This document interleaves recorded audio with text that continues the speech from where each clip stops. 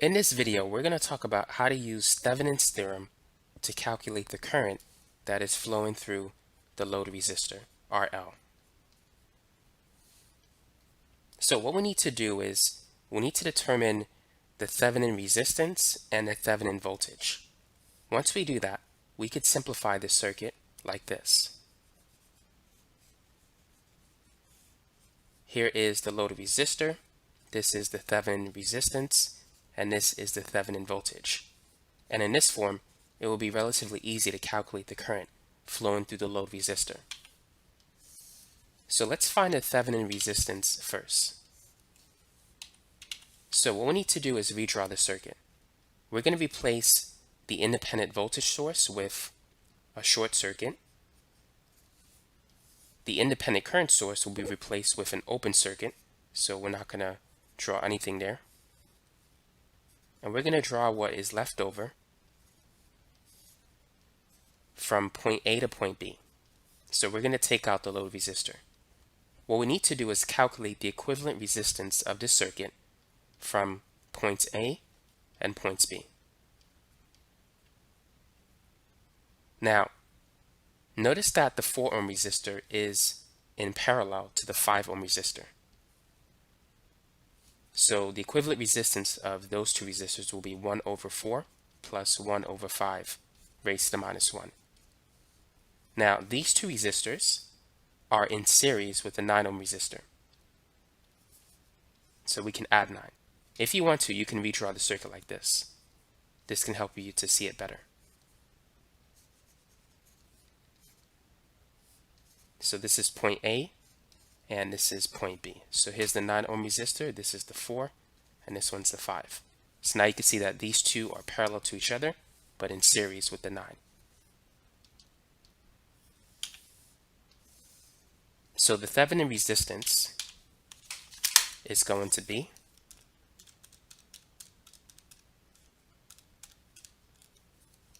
you should get 11.2 repeating. So that's the Thevenin resistance. Our next step is to calculate the Thevenin voltage. So what I'm going to do now is get rid of the load resistor, because what we need here is an open circuit. To calculate the Thevenin voltage, you need to have everything except the load resistor. So what we need to do is calculate the voltage potential between points A and B. Now we're going to assign this potential 0 volts. So that's going to be the potential at point B. Let's call this new point, point C.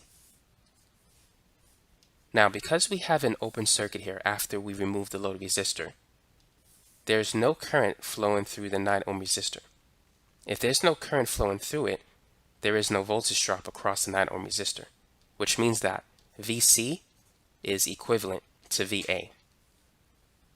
And since VB is 0, the Thevenin voltage will be equal to VA. So if we could find VC, then in this example, that's going to equal the Thevenin voltage. So we're going to use nodal analysis to get the job done. So let's focus on point C and the currents that are entering and leaving point C. So let's call this current 1. It's going into point C, so that's going to be a positive current. We'll call this current 2. That's flowing into the junction, and then I3 is leaving the junction. So according to Kirchhoff's current law, the sum of the currents flowing in and out of a junction is going to add up to 1.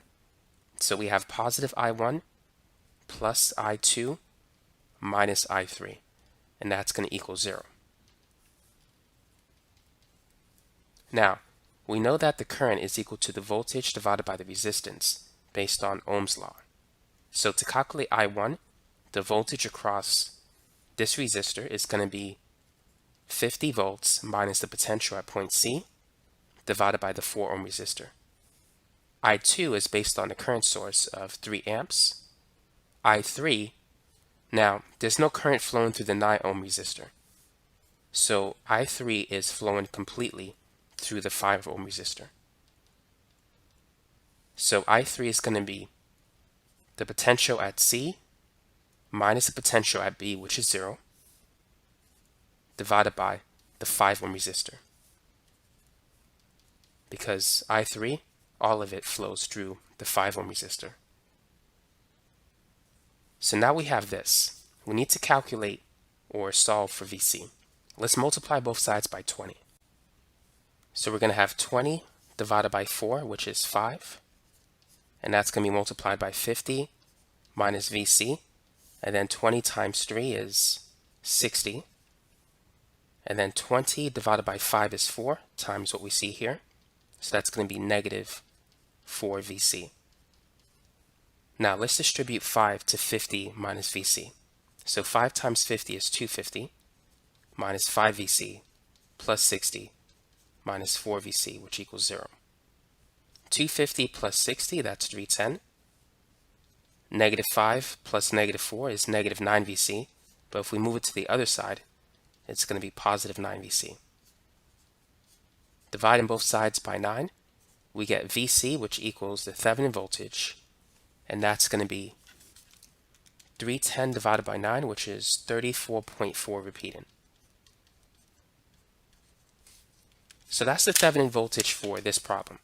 So now we can draw the simplified circuit.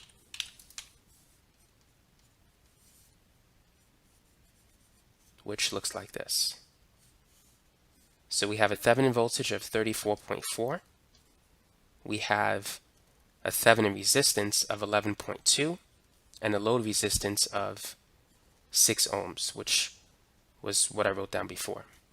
So now we can calculate the current flowing through the load resistance. So that current is going to be the voltage divided by these two resistors in series. The voltage is 34.4 repeating, and the resistance is going to be 11.2 repeating plus 6. So that's 34.4 repeating over 17.2 repeating, which gives us a current of 2 amps. So that is the current flowing through the load resistor. Now we can confirm the answer by solving for everything in the circuit. So here is the circuit that I redrew, and we said that the current flowing through the 6 ohm resistor is 2 amps. So if this is the ground potential at 0 volts, 2 times 6 will give us a potential at point A, which will be 12 volts. And we said this is point C. Now we still have 2 amps of current flowing through the 9 ohm resistor. So 9 times 2 is 18. Add an 18 to 12 gives us a potential of 30 volts at point C. Now 30 divided by 5 is 6. So we have a current of 6 amps flowing through the 5 ohm resistor. Now let's think about this. So we got 2 amps flowing in this direction, 6 going here. That means that there must be 8 currents, not 8 currents, but 8 amps of current that is flowing in that direction. Now we have a current source of 3 amps flowing in this direction. So 8 minus 3 is 5, which indicates that 5 amps of current is flowing through the 4 ohm resistor. Now 5 times 4 is 20. So we have a voltage drop of 20. Add that to 30. That gives us the potential of 50 at this point. So we could see that everything makes sense, everything adds up. All the currents and the voltages, they follow, KVL and the KCL laws. So that's it for this problem.